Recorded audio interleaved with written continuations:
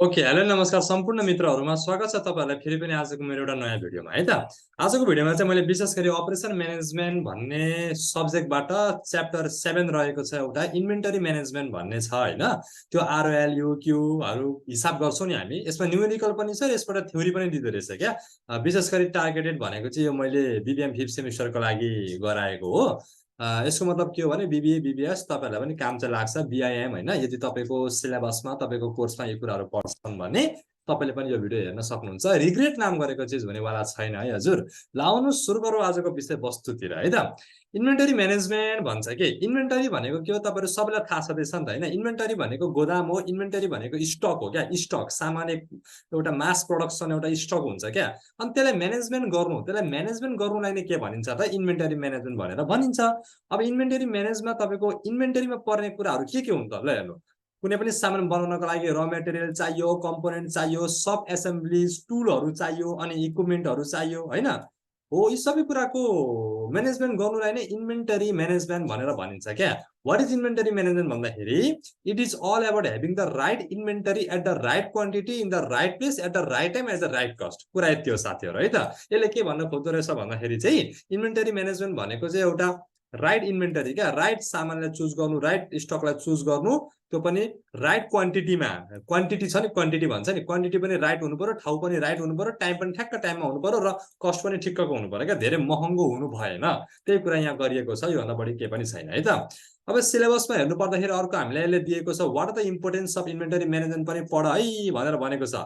Importance of management importance of inventory management भनेको चाहिँ के रहेको छ भने इन्भेन्टरी म्यानेजमेन्ट गर्न किन आवश्यकता छ त? अभियसली पनि आवश्यकता छ नि त हैन। यदि मानौं अब कति प्रोडक्सन भयो, कति सामान वेस्ट भयो, कति इन्कम, कति एक्सपेन्सेस, यी सम्पूर्ण कुराको यदि हिसाब नहेर्ने हो, यदि हिसाबै नगर्ने हो, कुनै पनि कुराको बारेमा सोच्दै नसोच्ने हो भने के हुन्छ? अपरेसन त डामाडोल हुन्छ, अपरेसन त भद्रगोल हुन्छ। त्यही भएर त्यो गर्नको लागि inventory management is really important. किन इम्पोर्टेन्ट छ त? एउटा भनेको यसले के गर्न सहयोग गर्छ भने it helps in the smooth and video ठुलो भयो के। It helps in the smooth and efficient running of the business. यसले बिजनेसलाई चाहिँ एकदम स्मुथ तरिकाले अगाडि बढ्न सहयोग गर्छ। अर्को भनेको it provide adequate service to the customer. कस्टमरलाई पनि एकदम उनीहरूले चाहे अनुसारको कस्टमरलाई हामीले सर्भिस दिन सकिन्छ हैन। It reduces the possibility of duplication of order. अब कतिपय अर्डरहरु, कतिपय सामानहरु डुप्लिकेट भएका हुन्छन्। अब त्यो डुप्लिकेट भएको सामानलाई यदि हेर्ने कामै गरिएन, म्यानेज गर्ने कामै गरिएन भने के हुन्छ? डामाडोल हुन्छ, भद्रगोल हुन्छ। तर इन्भेन्टरी म्यानेजमेन्ट भएपछि के हुन्छ भने हामीले इन्भेन्टरी म्यानेजमेन्टको सहयोगले गर्दाखेरि त्यस्ता कुराहरुलाई पनि हामीले म्यानेज गर्न सक्छौं, डुप्लिकेसन सामानहरुलाई बनाउन सक्छौं भन्ने कुरा गर्छ। अनि जति पनि लसहरु भएको हुन्छ नि तपाईको ड्यामेजको कारणले गर्दा तिनीलाई पनि मिनिमाइज गर्न सकिन्छ। यस्ता यस्ता कुराहरु छन् है त। सो तपाईले यो कुरालाई मजाले आफ्नो हिसाबले किन इम्पोर्टेन्ट छ लेख्न सक्नुहुन्छ। इन्भेन्टरी म्यानेजमेन्ट भनेको के हो यो कुरा थाहा भयो भने यो इम्पोर्टेन्स लेख्न खासै गाह्रो छैन के साथीहरु। ल हेर्नु, अनि सिलेबसमा अर्को रहेको छ इन्भेन्टरी कस्ट भन्छ। इन्भेन्टरी कस्टमा पर्ने कुराहरु के छ भने एउटा अर्डरिङ कस्ट रहेको छ। ल हेर्नु, तपाईलाई थाहा छ नि त, यो हिसाब गर्नु भएको छ भने मजाले आउँछ। अर्डरिङ कस्ट भनेको के हो? जुन अर्डर गर्दाखेरिको लागेको खर्च हुन्छ त्यसैलाई अर्डरिङ कस्ट भनेर भनिन्छ। र यसलाई अर्को भाषामा प्रोक्युरमेन्ट कस्ट पनि भनेर भनिन्छ है। न्यूमेरिकलमा त धेरै गर्नु भएको होला तपाईहरुले हैन। जस्तै अर्डर गर्छौं नि हामी, यो ठाउँमा ल्याइदिनु न ल भन्दा अर्डर गरेको हो क्या, त्यो अर्डरिङ कस्ट भनेको त्यही हो। अर्को छ तपाईको क्यारिङ कस्ट भन्छ। क्यारिङ कस्टलाई अर्को भाषामा चाहिँ holding cost or storage cost पनि भनेर भनिन्छ। यो चाहिँ बोक्ने क्या। बोक्दाखेरि अब कतिपय सामान हामीले यहाँदेखि बोकेर वहाँसम्म लानु पर्ने हुन्छ। कुनै एउटा सामान छ प्रोडक्सनको लागि सप्लायरले ल्याउनु पर्ने छ। अब काठमाडौँबाट हेटौडा जाँदाखेरि त्यसलाई बोकेर लानु पर्यो नि त, त्यहाँ पनि खर्च त लाग्यो। The cost incurred for carrying the inventory of the stores are called carrying cost. यसरी बुझ्नु होला है। यो दुईटा कस्ट भयो। अनि इन्भेन्टरी कस्टमा अर्को पढ्नु पर्ने भनेको हामीले purchase cost or cost of item भन्छ। पर्चेस कस्ट भनेको चाहिँ के हो भने अब सामान हुन्छ, सामान पर्चेस गरिसकेपछि के हुन्छ? पैसा त तिर्नु पर्यो, त्यसैलाई भन्छ पर्चेस कस्ट है त। अनि अर्को छ सर्टेज कस्ट भन्छ क्या। यो सर्टेज कस्ट भनेको चाहिँ तपाईको कस्तो रहेछ भने कहिले काहीँ अब हुन्छ नि, ए दाजु मलाई 4 किलो 4 बोरा चामल मगाइदिनुस् न ल भनेर कसैले भन्यो अरे। तर मानौं मेरो गोदाममा चाहिँ सामानै छैन, मेरो इन्भेन्टरीमा मसँग सामानै छैन क्या। अब सर्टेज भयो नि त, त्यो बेला पनि खर्च लाग्छ क्या, खर्च लाग्छ। बुझ्नु भएन? पेनाल्टी कस्टहरु तिर्नु पर्ने हुन्छ, किनकि उले भने अनुसारको मैले तिर्न सकिन, उले भने अनुसारको मैले दिन सकिन। त्यही भएर यसलाई के भनिन्छ त? सर्टेज कस्टलाई अर्को भाषामा पेनाल्टी कस्ट पनि भनिन्छ, या त ब्याक अर्डर कस्ट पनि भनिन्छ, या त अपर्चुनिटी कस्ट पनि भनिन्छ। र यसमा इन्क्लुडिङ कुराहरु के हो त? मैले अहिले भर्खरै भनेको कुराहरु हो। नट मेकिङ अ सेल, यानी कि सर्टेज हुनु भनेको के हो सामान मैले बेच्न सक्दिनँ I can't sell the product है नट मेकिङ अ सेल अनि लस अफ कस्टमर गुडविल अब मैले सामान मगाएको थिएँ मगाएपछि सामानै छैन भनेपछि मलाई के लाग्छ भन्नु त मेरो त्यो कम्पनी प्रति त्यो दोकान प्रति मेरो नेगेटिभ इम्प्रेसन जान्छ नि त सो मेरो गुडविल पनि के हुन्छ कस्टमरको नराम्रो हुन्छ लस हुन्छ त्यही भएर सर्टेज कस्ट पनि एउटा उयो रहेको छ भन्ने कुरा तपाईले लेख्नु होला है त ल यसपछि गएर सिलेबसमा हामीसँग अर्को रहेको छ types of demand on the basis of inventory भनेर भन्छ कि सिलेबसमा चाहिँ तपाईले हेर्नु भने डिपेन्डेन्ट डिमान्ड र इन्डिपेन्डेन्ट डिमान्ड भनेर दिएको छ यो दुईटाको बारेमा तपाईलाई पाले बिलो बुझाउन चाहन्छु ल पहिलो कुरा बुझ्नु साथीहरु डिपेन्डेन्ट डिमान्ड भनेको के हो डिमान्डको मिनिङ त सबैलाई थाहा छ नि त हैन डिमान्ड भनेको के हो भने अब जे पनि हुन्छ डिमान्ड जस्तै आजको दिन भनेको असोज महिनाको 7 गते छ आज एकदम पानी पनि परिरहेछ क्या मजा आइरहेछ आज मलाई मासु कुखुराको मासु झोलसँग खान मन छ मेरो डिमान्ड हो क्या मैले डिमान्ड गरे क्या पाइन भने म दुखी हुन्छु पाए भने म ह्याप्पी हुन्छु हैन डिमान्ड हो क्या त्यसैलाई डिमान्ड भन्छ अनि डिपेन्डेन्ट डिमान्ड भनेको चाहिँ कस्तो रहेछ भने म तपाईहरुलाई बरु डिपेन्डेन्ट डिमान्ड भनेको कसैसँग कसैप्रति डिपेन्डेन्ट हुनु आशमा बस्नु यसले गर्ला र म पाउँछु उले गर्छ अनि म हुन्छु हैन हुन्छ नि त अब पछि मैले यो केटीसँग बिहे गर्छु अनि घुम्न जाउला एउटा आश हुन्छ के डिपेन्डेन्ट के अरूप्रति डिपेन्डेन्ट मैले किन काम गर्नु पर्यो घरमा मेरो परिवारहरु हुनुहुन्छ त उहाँले काम गर्नुहुन्छ उहाँले कमाउनुहुन्छ म उहाँले कमाएको खान्छु डिपेन्डेन्ट हो के हामी अरूप्रति डिपेन्ड हुनुलाई नै डिपेन्डेन्ट डिमान्ड भनेर भनिन्छ इन्डिपेन्डेन्ट भनेको चाहिँ के भने स्वतन्त्रता आफै एक्लै हुनु क्या आफैले गर्नु जे गर्नु छ आफैले गर्नु छ कसैको हकमा रहेर होइन कसैको अधीनमा रहेर होइन कसैको अन्डरमा रहेर होइन जे गर्नु छ आफै गर्नुलाई नै इन्डिपेन्डेन्ट भन्ने शब्दको मिनिङ बुझाएको मैले है त सो इन्डिपेन्डेन्ट डिमान्ड भनेको त्यो रहेछ कसैको अगाडि डिपेन्डेन्ट नहुनुलाई इन्डिपेन्डेन्ट कसैको प्रति डिपेन्डेन्ट हुनुलाई डिपेन्डेन्ट है त अब सुन्नुस् एउटा एक्जाम्पल बुझाउँछु अनि तपाई क्लियर गर्नुहुन्छ के कुरा बुझ्नु पर्यो भने जस्तै मलाई साइकल चाहियो सुन्नु है मलाई साइकल चाहियो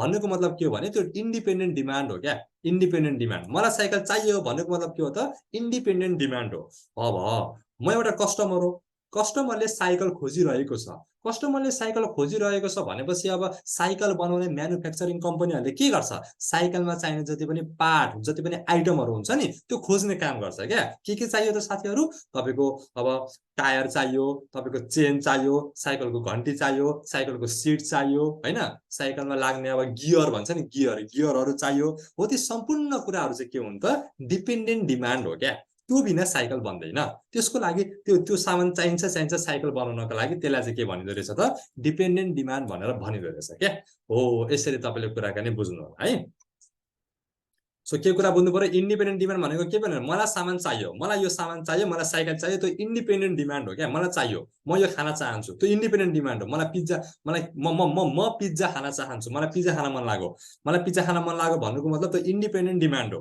स्वतन्त्र छ हैन इन्डिपेन्डेन्ट डिमान्ड हो तर अब पिज्जा बनाउनको लागि जति पनि कुराहरु मटेरियलहरुको प्रयोग गरिन्छ नि मैदा हालिएला हैन डिजाइन हालिन्छ कलरिङ गरिन्छ बटुकाहरु निकालिन्छ यता ल्याउने काम गरिन्छ त्यो प्रोसेस जुन हुन्छ त्यो क्रियाकलाप जुन गरिन्छ त्यसलाई चाहिँ भनिन्छ डिमान्ड डिपेन्डेन्ट डिमान्ड सो यो भनेको चाहिँ it is demand for component parts or sub assemblies भन्छ क्या अब मानौं पिज्जा बन्नको लागि तपाईको चाहिँ त्यो मैदा बिना एक्जाम्पल है केले भन्छ मलाई थाहा छैन मैदा बिना तेल बिना नुन बिना भन्दैन नि त त्यो त चाहियो सो डिपेन्डेन्ट हो क्या डिपेन्डेन्ट हो नि त एकअर्का तिनीहरु बिना त पिज्जा बन्दैन त्यही भएर त्यसलाई डिपेन्डेन्ट डिमान्ड भनेर भनिन्छ र इन्डिपेन्डेन्ट डिमान्ड भनेको मलाई यो चाहियो इन्डिपेन्डेन्ट डिमान्ड अब त्यो बनाउनको लागि जति कुराहरु युज गरिन्छ नि सबै कुरा युज गरेर जुन एउटा पिज्जा बन्छ जुन एउटा साइकल बन्छ नि त्यसलाई भन्छ डिपेन्डेन्ट डिमान्ड सायद एक्जाम्पलबाट बुझिसक्नु भएको छ यसैलाई मिलाएर एक्जाममा लेख्नु होला साथीहरु बब्बाल मार्क्स आउने छ है त ल अब अर्को अलिकति झ्याउ छ यो चाहिँ हैन सिलेबसमा के रहेको छ भने इन्भेन्टरी सिस्टम भन्छ के कन्टिन्युअस एन्ड पिरियोडिकल भन्ने खालको रहेको छ ल हेर्नु ल इन्भेन्टरी सिस्टम कन्टिन्युअस एन्ड पिरियोडिकल भन्छ कन्टिन्युअस इन्भेन्टरी सिस्टमले चाहिँ के भन्दो रहेछ भने यसले चाहिँ सामानहरु जुन छ नि सामानहरु कन्टिन्यू उले गरिरहन्छ क्या कन्टिन्यू सामान ल्याउने काम गरिरहन्छ अरे क्या बुझ्नु भएन जस्तै अब सामान सकिन्छ सामान ल्याउने काम गरो सकिन्छ ल्याउने काम गरो कन्टिन्युअस इन्भेन्टरीको काम भइरहन्छ under this system quantity of material is order whenever the stock on hand reaches the reorder point जस्तै सामान सक्यो मगाइहाल्यो क्या ल्याउने काम गरिहाल्यो सामान ल्याइरहन्छ अरे कन्टिन्युअस इन्भेन्टरी सिस्टम भनेको त्यही हो है अर्को छ हाम्रो पिरियोडिकल इन्भेन्टरी सिस्टम या त तपाईले यसलाई पी मोडल पनि भनेर बुझ्न सक्नुहुन्छ यो भनेको चाहिँ कस्तो रहेछ भने अब एउटा फेजमा पुगेपछि सामान मगाउने काम गरिन्छ क्या जस्तै हेर्नु त in this system inventory is counted in fixed interval of time to determine the quantity of inventory to place an order. The order quantity depends upon the actual quantity at the fixed time period. जस्तै यो time पिरियडमा सामान यति सक्यो, अब मगाउनु पर्यो कि एउटा पिरियड हुन्छ कि एउटा टाइम पिरियड हुन्छ। ठीक छ, सामान कति सक्योस् मतलब भएन, कति डिमान्ड भयो कति मतलब भएन, कति सप्लाई भयो कति मतलब भएन, 3-3 महिनामा सामान मगाइरहने, 4-4 महिनामा सामान मगाइरहने हो। यो कुरा चाहिँ तपाईको पी मोडल यानी कि पिरियोडिकल इन्भेन्टरी सिस्टमले भन्ने काम गर्दछ। फिक्स्ड टाइम पिरियड भनेको त्यो हो नि त, एउटा एउटा टाइममा चाहिँ टाइम सकिने बित्तिकै सामान मगाउने काम गर्छ। यो कुरा तपाईले लेख्नु होला है। यस्तो खासै इम्पोर्टेन्ट त छैन, मलाई झ्याउला आयो त यो बुझ्निफिकेसन ल्याउनु। एबीसी भनेको पहिला A for apple, B for banana, C for के पढ्यो, कार पढ्यो होला हैन, व्हाटएभर त्यो पढ्यो। अब यहाँ चाहिँ तपाईले के पढ्नु पर्यो हामीले भने A for always, B for better, C for control. क्या अलवेज बेटर कन्ट्रोल भन्छ क्या एबीसी क्लासिफिकेसनले चाहिँ।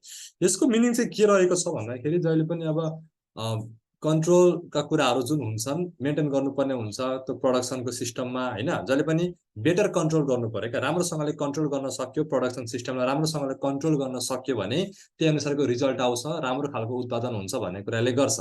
सो एबीसी एनालाइसिसले विशेष गरी चाहिँ भ्यालु र क्वान्टिटीको मात्र कुरा गर्छ क्या। म बुझाउन चाहन्छु ल हेर्नु है।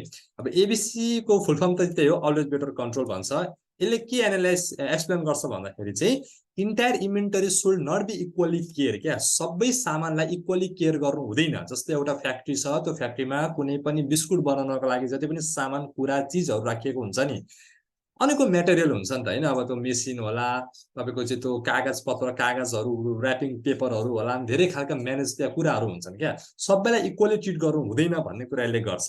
त्यसैले के गरिएको छ भने यो क्लासिफिकेसनले के भन्छ भने तीनवटा ग्रुपमा डिभाइड गरिएको हुन्छ सामान हेरेर, ए बी अनि सी ग्रुप भन्ने हुन्छ क्या।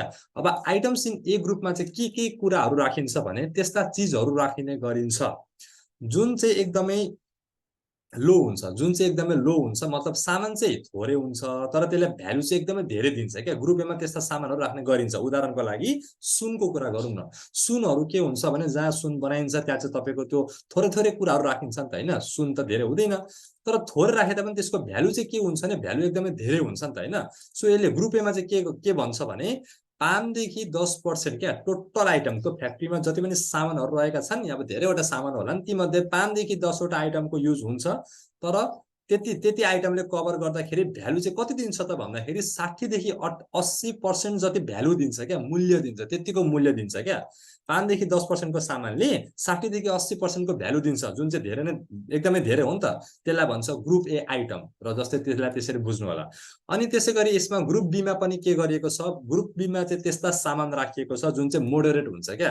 कस्तो हो भने 20% जति आइटमको युज गर्दाखेरि त्यसले भ्यालु पनि त्यही 10 देखि 20% जतिकै दिने गर्छ क्या, त्यो भन्दा बढी दिदैन। 20% जतिको आइटम युज हो भने 10 देखि 20% जतिकै त्यसले चाहिँ के दिन्छ, भ्यालु दिने काम गर्छ। यो कुरा ग्रुप बी ले भन्छ। अनि ग्रुप सी मा चाहिँ के गरिएको छ भने त्यस्ता सामानहरु राख्ने काम गरिन्छ जसको चाहिँ के हुन्छ, जुन चाहिँ सामान चाहिँ धेरै हुन्छ, एकदमै धेरै सामान युज हुन्छ, यानी कि 50 देखि 70% अफ टोटल आइटमहरु त्यहाँ इन्क्लुडिङ भएको हुन्छ। तर त्यसले दिने भ्यालु चाहिँ के हुन्छ त, एकदमै थोरै हुन्छ। 5 देखि 10% मात्र त्यसले भ्यालु दिने काम गर्छ क्या। फर एक्जाम्पल तपाईको चाहिँ त्यही अब र्यापिङ गर्ने त कुनै सामान हाल्नको लागि जुन कार्टुन र्यापिङ गर्ने प्लास्टिकहरु हुन्छन् त्यसको त धेरै हुन्छ नि त, धेरै त्यस्तो मटेरियलहरु हुन्छ अफिसमा हैन, फ्याक्ट्रीमा। तर त्यसको काम भनेको चाहिँ भ्यालु खासै हुँदैन क्या। त्यसैले एबीसी क्लासिफिकेसनले भनेको त्यही हो, यही तरिकाले हामीले कन्ट्रोल गर्न सक्नुपर्छ कुनै पनि म्यानुफ्याक्चरिङ कम्पनीमा। ए क्याटेगोरी, बी क्याटेगोरी र सी क्याटेगोरीलाई हेरेर सबैलाई इक्वली ट्रिट गर्नु हुँदैन। जसको जस्तो उयो रहेको छ त्यही अनुसार ट्रिट गर्नुपर्छ। यसमा त्यही अनुसार, बीमा पनि त्यही अनुसार, सीमा पनि त्यही अनुसार। सीमा चाहिँ के अरे, सामान धेरै भ्यालु थोरै, सामान धेरै युज हुन्छ भ्यालु थोरै दिन्छ। ग्रुप बीमा चाहिँ मोडरेट हुन्छ। ग्रुप एले चाहिँ के भन्छ त, सामान चाहिँ एकदमै थोरै हुन्छ तर त्यसले भ्यालु चाहिँ एकदमै हाईएस्ट दिन्छ क्या। सो एबीसी क्लासिफिकेसन यसरी नै गरिएको छ। यसलाई तपाईले यसरी पढ्न सक्नुहुन्छ। यसको नै दुईटा रहेका छन्, एडभान्टेज र डिसएडभान्टेज भन्छ हैन। अब एडभान्टेज चाहिँ के रहेको छ भने त्यो गर्न सक्यो भने के थाहा हुन्छ भने अब इन्भेन्टरी कन्ट्रोललाई चाहिँ हामीले मजाले उयो गर्न सक्छौं त, म्यानेज गर्न सक्छौं हैन। अनि it reduces stock holding cost, अब त्यो बोकिरहने होल्डिङ कस्ट पनि हामीले मिनिमाइज गर्न सक्छौं। यस्ता फाइदाहरु रहेका छन् क्या। अनि it eliminates unnecessary paper work involve in control procedure, जति पनि नचाहिने सामान चीजहरु हुन्छन् तिनीहरुलाई पनि इलिमिनेट गर्न सकिन्छ भन्ने कुरा छ। अब डिमेरिट चाहिँ के छ भने डिसएडभान्टेजको पनि कुरा गर्नु पर्दाखेरि नसोध्ला, त्यो पनि हेरिरहेको चाहिँ राम्रो हो।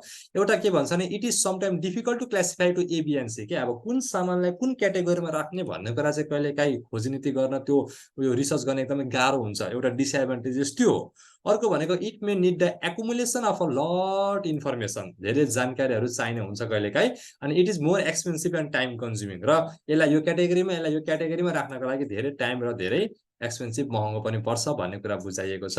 यति भनेपछि लगभग यो च्याप्टर पनि कम्प्लिट हुन्छ। आई होप बुझ्नुभयो होला। Thank you for watching my video.